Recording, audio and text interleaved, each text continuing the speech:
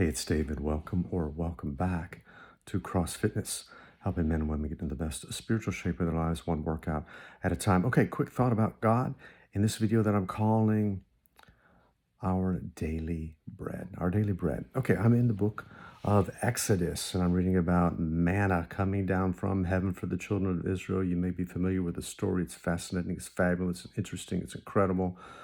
What God did for 40 years, raining down manna, this coriander seed type flake that they used to feed them in the middle of a wilderness, a barren place, right?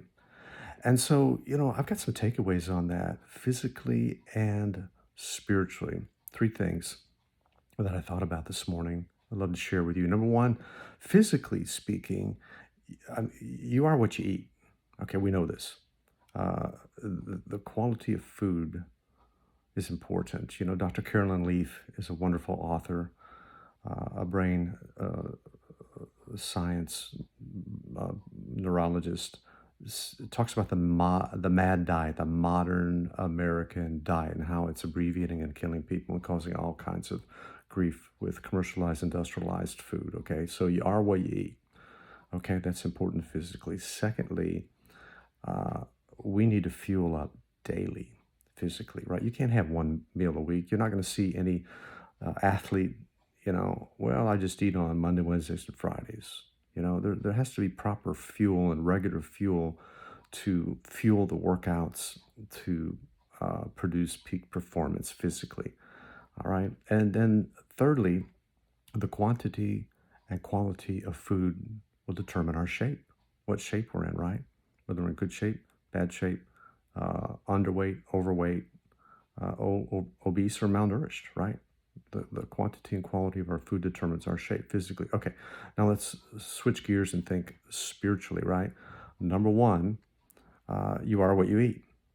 Absolutely. The content you and I allow into our mind is of critical importance for our spiritual health and well-being, our health and wellness, right? So we need to feed on the Word of God. We need to feed on the truth, the whole truth, and nothing but the truth. We need to, ingest podcasts and YouTube channels and read books that that are built around the truth of the Word of God. I'm not saying you can't read anything else or watch anything else. I do, but the point being is for spiritual health, I'm listening to spiritually minded people write about spiritual things, which pull it from the Bible, okay? Not spirituality, but truth from the Word of God, okay? And secondly, we need to uh, fuel ourselves up regularly, daily. Give us Jesus said, give us this day our daily bread. We need to eat and feed on truth daily, feed on the Word of God daily. That's our spiritual nourishment.